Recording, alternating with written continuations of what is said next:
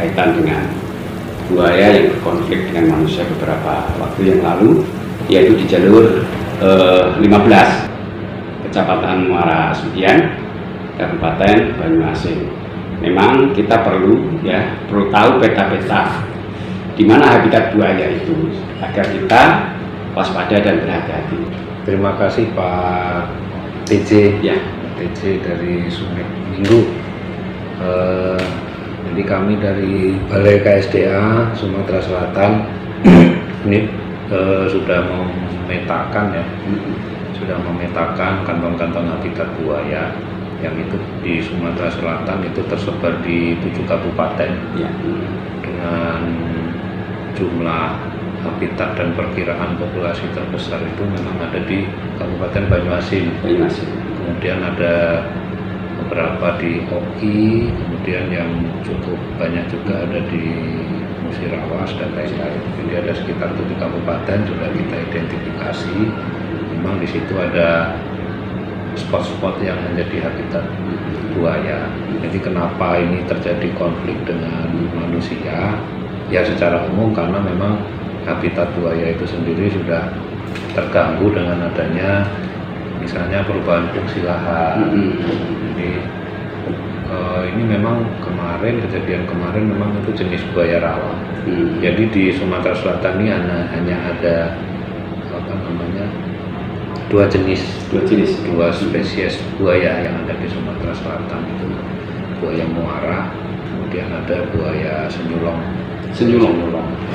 Hanya 2 jenis itu yang sementara ini kita jumpai di Sumatera Selatan. Itu secara fisik beda ya Pak? Buaya muara dengan buaya senyulong? Ya, lebih penampakannya memang lebih kokoh dan lebih besar buaya muara. Moncongnya juga kalau buaya senyulong dia lebih menipis gitu ya. Panjang. Menipis. Dan karakternya senyulong dia lebih kepada jenis-jenis biota air lah, makanannya itu ikan dan lain-lain. Jadi dengan lahan yang lebih besar, buaya muara ini memang dikenal juga bisa memangsa manusia, bisa memangsa makhluk-makhluk yang besar. Yang lebih besar ya. Jadi memang kejadian kemarin itu indikasinya ada perubahan fungsi lahan di sana. Jadi yang awalnya itu adalah berawa dengan tanah yang bisa untuk tempat mereka, tanah basah gitu kan. Kemudian juga masih ada vegetasi di situ, nipah dan lain-lain. Ini kemudian beralih fungsi misalnya menjadi kebun sawit atau apa gitu ya. Beralih fungsi ya. Dan juga dengan beralih fungsinya lahan itu perlu infrastruktur atau paling tidak perlu irigasi dan lain-lain, sehingga dibukalah kanal-kanal. Ini juga mempengaruhi ruang hidup mereka menjadi sempit dan kemungkinan bertemu manusia menjadi lebih sering. Jadi karakter buaya ini sebenarnya dia kalau habitatnya cukup, dia cukup di situ. Dia lebih banyak tinggal di tanah basah tadi, sesekali ke air, dan jarang dia ke air besar, kepadatan air besar, apalagi sungai di sana cukup ramai dengan lintasan perahu, aktivitas masyarakat dan lain-lain. Selama ada pilihan dia habitatnya cukup, dia nggak akan ke situ. Juga memasang tanda-tanda, memang kadang-kadang tanda-tanda ini pun sudah dipasang, ada yang hilang dan lain-lain. Ini memang perlu upaya yang terus-menerus untuk penyadaran masyarakat.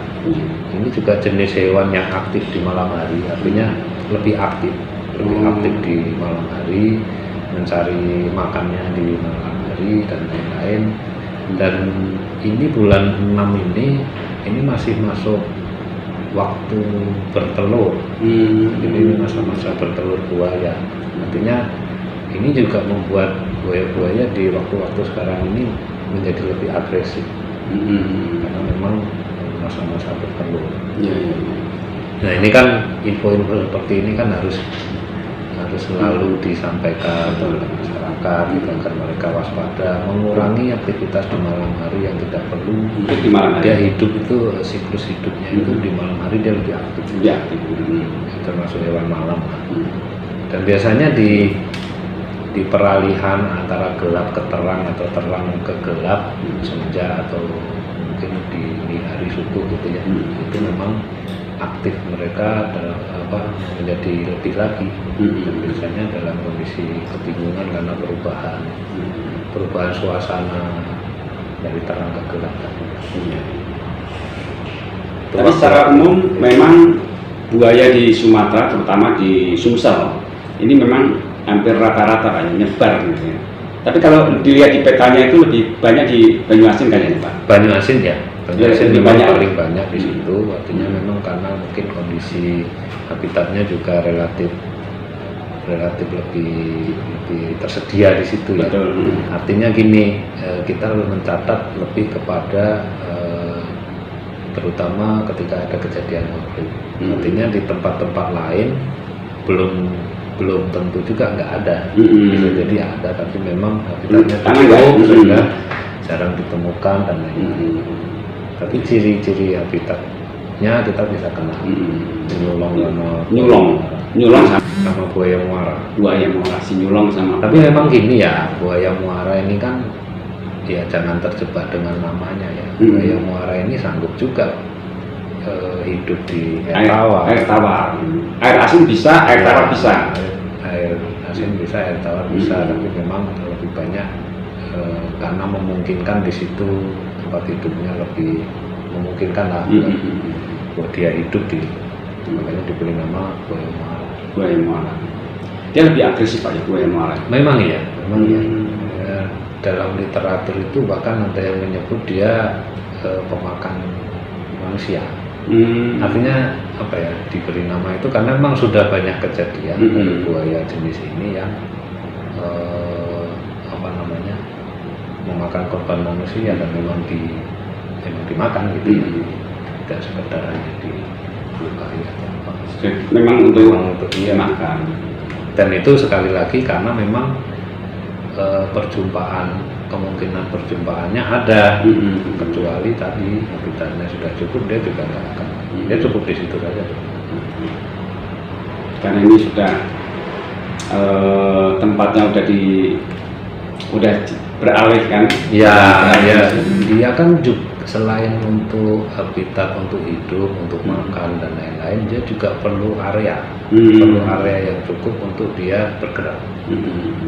Dan lintasan buaya muara ini sekitar sampai dengan 10 kilo gitu ya, artinya lintasannya ya? Ya, lintasan terutama yang jantan ya. Jantan. Dia itu tidak menetap ya, dia mencari ya, tapi ya di habitatnya sendiri. Artinya dia di habitatnya, tapi ketika dia mencari ruang gerak sampai ke 10 km ya, itu maksimal diperkirakan 10 km.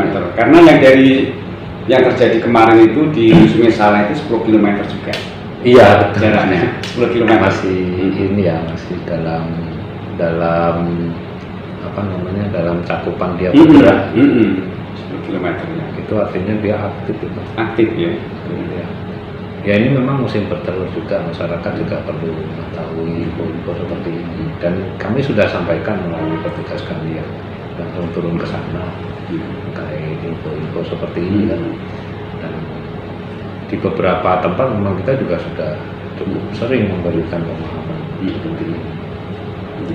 Memang seperti yang diceritakan warga setempat, yang buaya muara itu memang kecenderungannya di mulut muara, tapi di sungai besarnya dia jarang masuk. Yang bahasanya yang si nyulong itu, yang moncongnya panjang, dia lebih mantap di situ. Memang yang dikenal yang buaya muara yang makan manusia, karena memang dia ukurannya lebih besar dan dan jangkauan ininya, jangkauan dia lebih jauh, jangkauan pergerakan dia. Bisa jadi mungkin ya dalam apa namanya, dalam waktu-waktu malam dia mencari itu mungkin belum dapat atau gimana ya, ada yang lebih mudah di situ, tiba-tiba ada orang yang berada di pinggir persis gitu ya, dan lebih mudah dijangkau bagi dia. Ya semuanya memang kembali ke ini ya, kembali ke ini kejadian yang cukup jarang sebenarnya fenomena ini, tapi terjadi ya. Memang luar biasa itu kejadian, kemungkinan yang kecil sebenarnya jam 9 malam di pinggir sungai juga biasanya nggak ada apa-apa. Dan cepat sekali. Dan waktu yang buaya muara membawa, buaya yang lain-lain mengikuti Pak. Itu dia dibawa ke dalam, mengumpul 3 kali ini, terus dibawa ke muara, terus yang 4 itu mengikuti. Yang 4 itu mengikuti sampai ke muara. Di dalam, karena dia juga mungkin merasa lebih aman di sana. Tapi kalau perilaku buaya, kalau memangsa sesuatu itu makan di dalam air atau di pinggir Pak? Biasa di apa namanya, dibawa ke satu tempat. Biasanya ya, dibawa ke satu tempat dulu dan ditunggu sampai mengeluarkan bau yang cukup merangsang ininya. Ini dibawa dulu di tempat di mana dia menyimpan gitu ya. Makanya tidak dimakan pada hari itu juga. kecenderungannya nggak langsung. Oh gitu, nggak langsung kecuali memang buaya-buaya di penangkaran yang setiap hari dikasih makan apa namanya, ayam misalnya, atau daging yang memang sudah agak bau busuk gitu ya, ini langsung.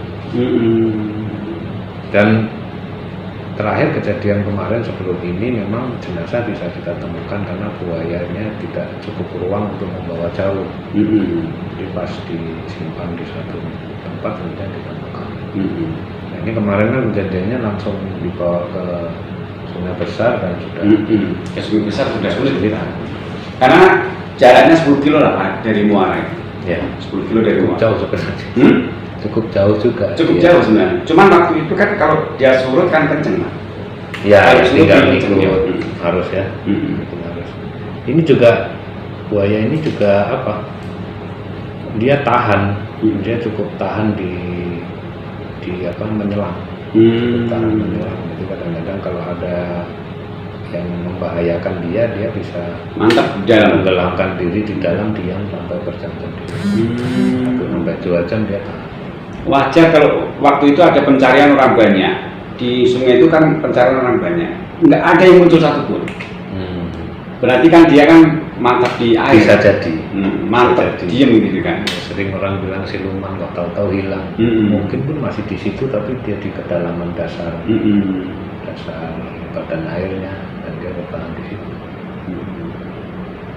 Kalau memang badan airnya cukup dalam kan memang susah gitu.